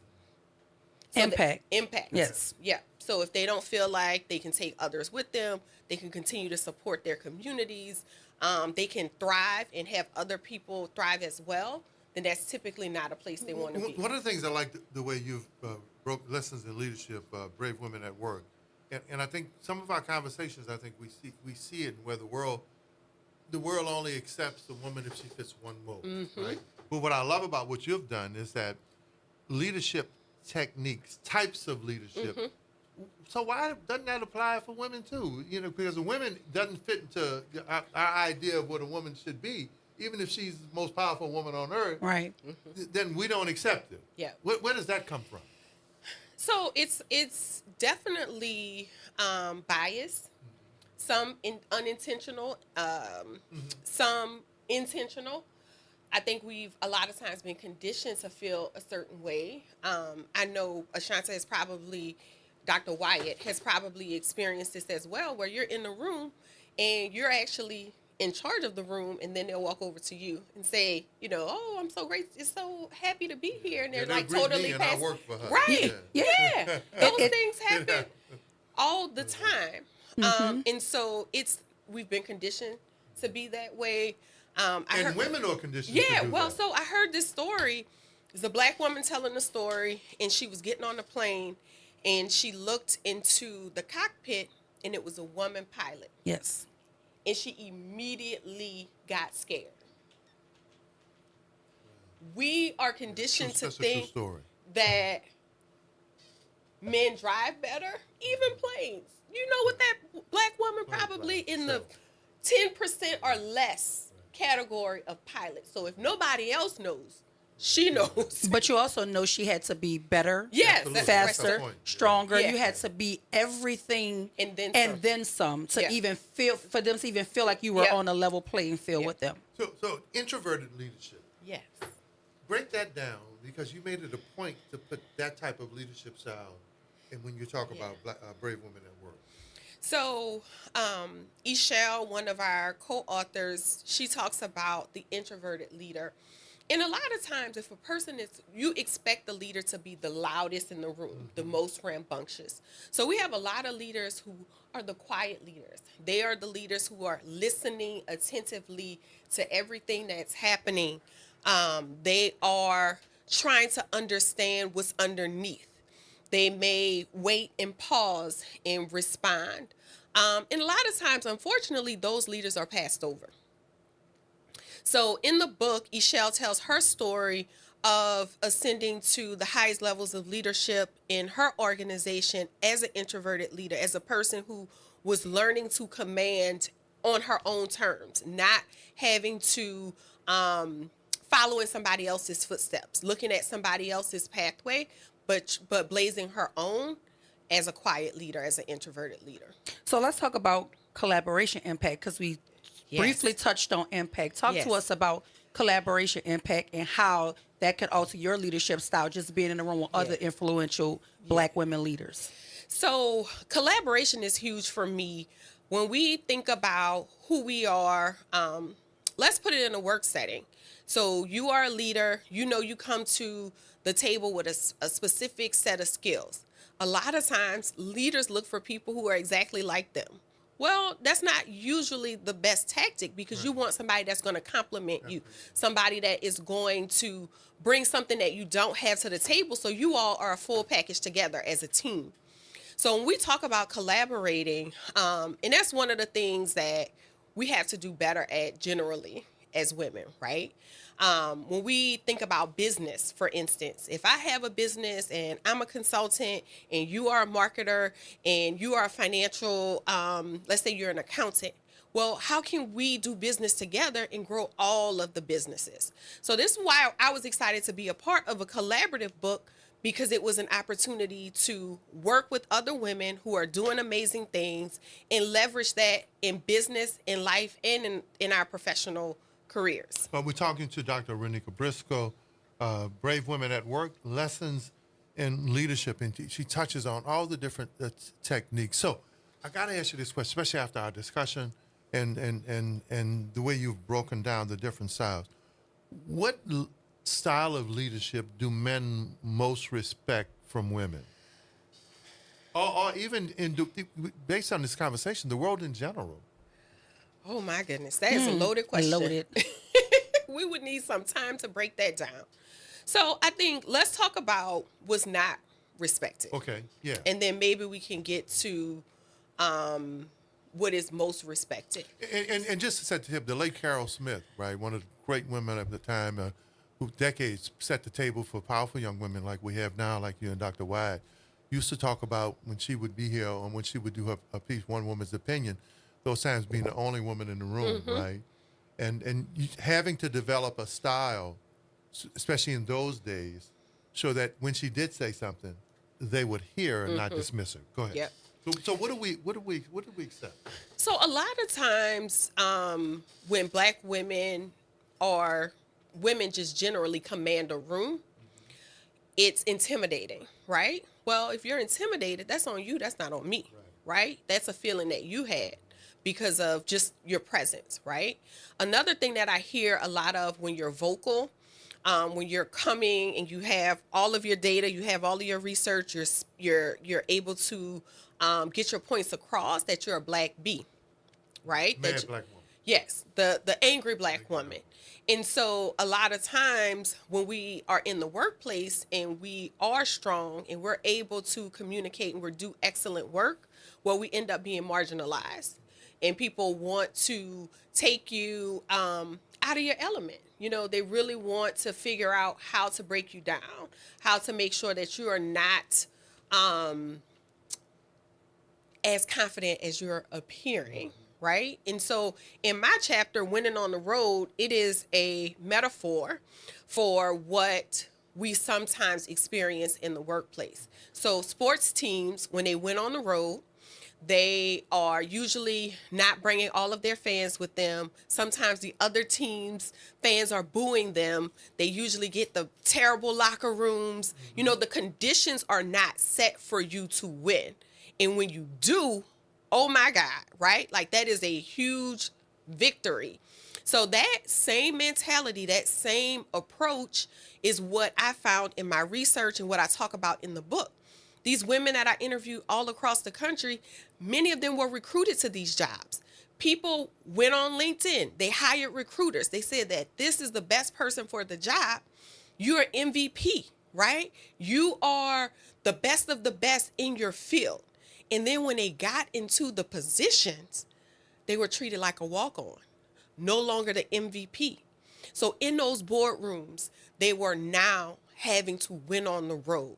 They still had to show up. They still had to be excellent. They still had to do all of the things that they needed to do in the face of adversity in their own workplace.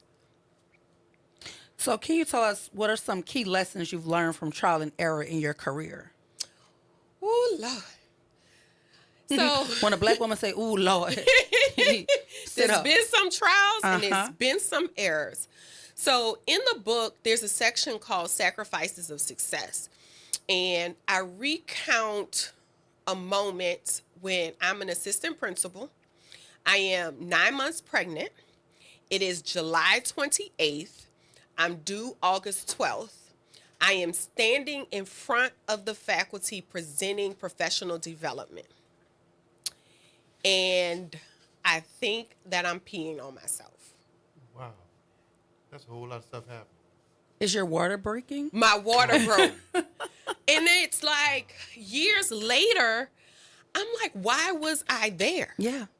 Right. 2 weeks before, why did I go?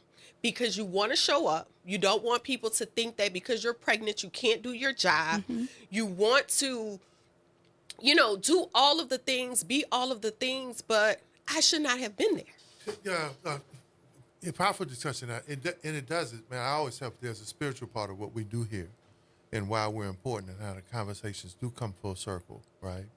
So the question I have, and thank you for this book. I think it's so prominent now based on what we heard earlier, right? Yeah.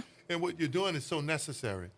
So is there a sense of, I'm always Dave Chappelle when Keeping It Real goes wrong, right? So is there a responsibility of the woman, the great woman, especially the black woman leader, right, to kind of gauge the conversation, gauge the room, and is there a sense of leadership where you kind of got to bob and move because the mission is more important than keeping it real? Oh, that's another loaded question. That's what we do here. Yeah. So I would say I'm going to keep it real or I want to accomplish this mission. Yeah. So here's the thing. I think the biggest lie ever told in a professional setting is show up as your authentic self. Most people can't handle it. If we're textbook, I'm a textbook case over here. If we want to truly be honest and have a real conversation, that might work for men. That might work for white men. That might work for... This is a powerful discussion. Biggest lie ever told. I mean, you see it full You see it in the media all the time. Let's take a Jasmine Crockett, for instance. Women are not afforded that opportunity. Oh, no. We're not. So when you look at the situation that went viral with the woman attacking Jasmine Crockett about her eyelashes. Yes. Right? So even just your physical appearance, your nails, if you have too much going on with your nails, your hair, whatever it is, we have to have a law to protect us from wearing the hair how we choose to wear our hair. However, I walk into a lot of professional settings where there's pink hair, there's blue hair, there's tattoos. And not just how we choose to wear our hair, how our hair grows naturally from our scalp. Yes. That's an issue for people. Yes. It looks unkept in their mind when it's natural to our culture. So keeping it real versus managing that room, that business, that boardroom. It depends on what you expect to get out of certain places, certain platforms, certain networks. The level of versatility it has to have. Yeah, and I mean, I'm not saying that people should code switch. I'm not saying I'm not shift. I'm not saying any of that.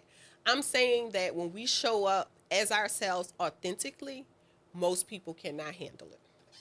And you either deal with that, or, I mean... 504-582-9422, Dr. Renika Briscoe, Brave Women at Work.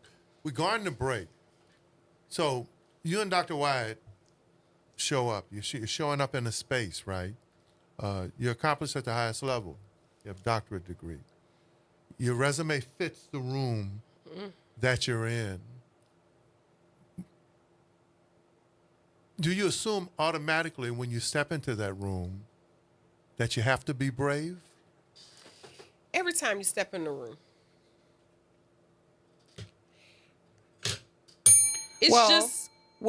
That's because because Dr. Briscoe is a nationally recognized educator, scholar, and leader whose insights and experiences promise to inspire and empower. So you can't afford to not show up brave. And sometimes your voice will shake. And sometimes you're biting, literally, I've had dental work because I clench my jaw sometimes, right? Because you're holding it so tight. But the thing is, do it anyway. Do it anyway. If it's scary, do it anyway. Do it anyway. And there's somebody hoping and praying that you or somebody else is going to step up and say it and do it. Wow, we're going to break, right, with that thought. Even if you're scared, if you're black, especially if you're female, if you want to command the space, if you want to make a way for others, do it anyway. We'll be back after the break. Now I have lotion on my hands and I can't open this. Help, please.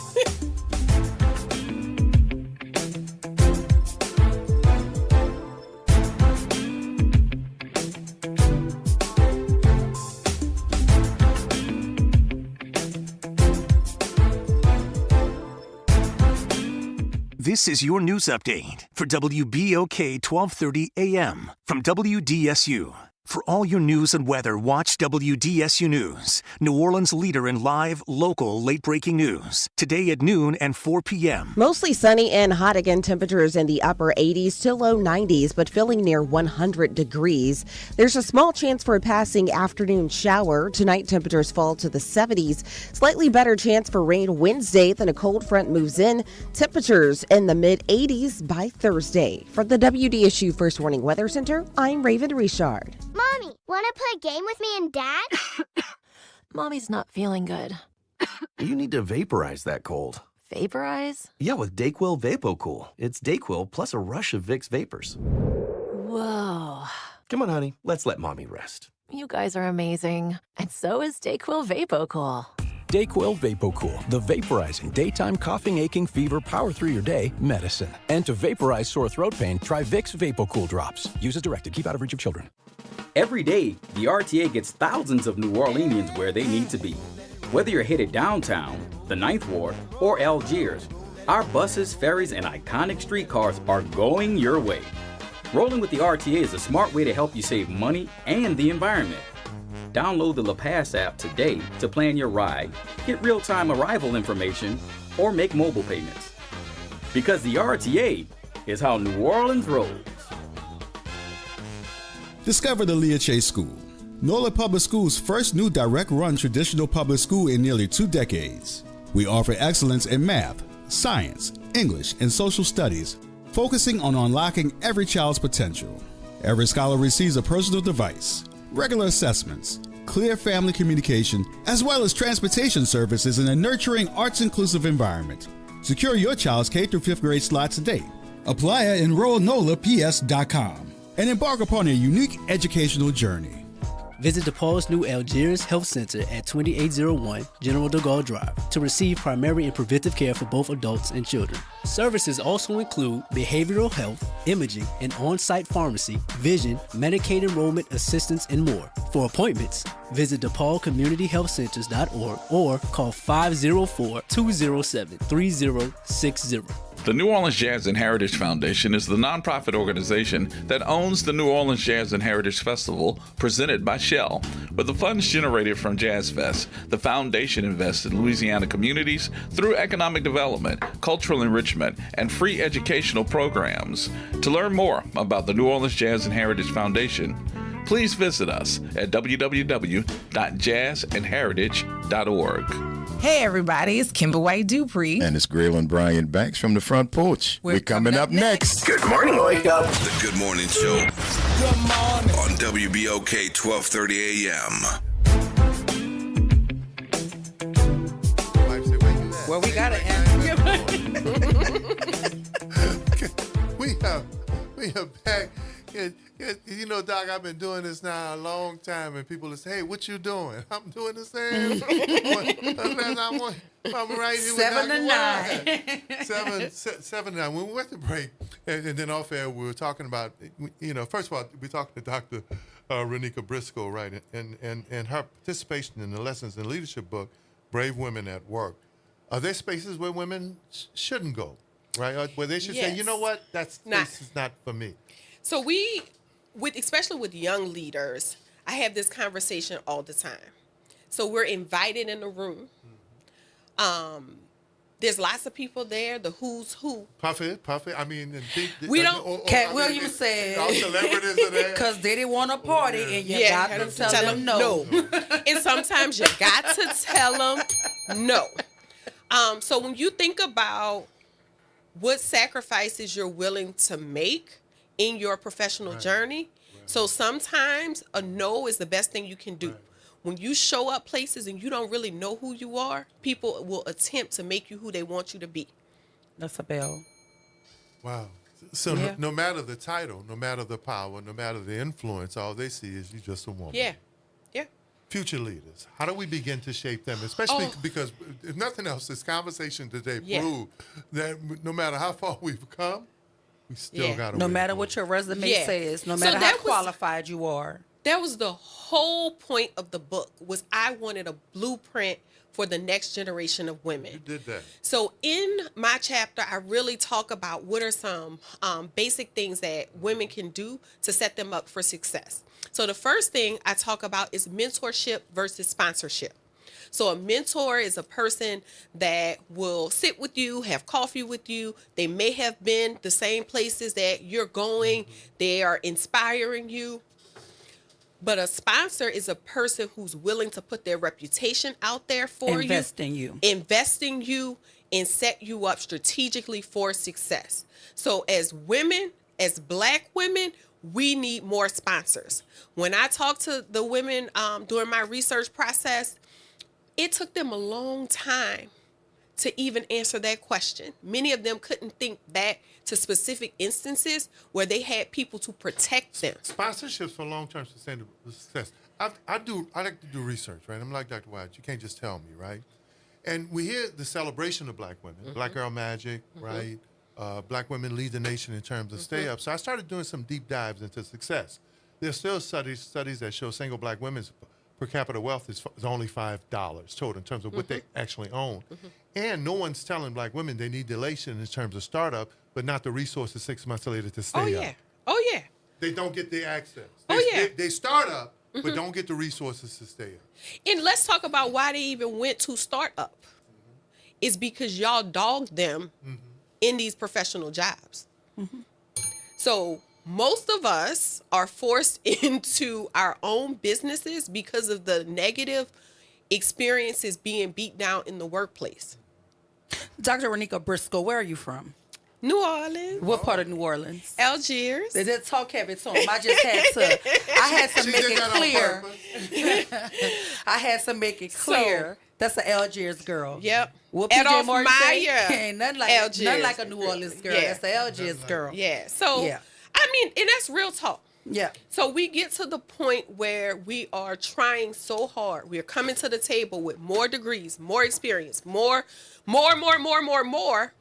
In the workplace, you want me to do more. So my job is one thing, but now I'm doing 5 jobs, and my head is staying above, right? I'm still coming looking good every day. I'm being worn out, worn down, batted down, and I'm still showing up.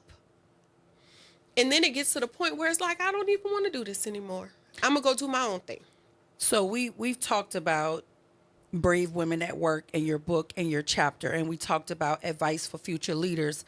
Tell the people how they can meet with you, meet the author. Yeah. There's a book tour going on. Where will you be today? So tonight at 6 p.m., I'll be at J.E. Banquets, which is on the West Bank in Gretna. Mr. and Mrs. Lewis, they're the same people from Algiers Auditorium, will be hosting us.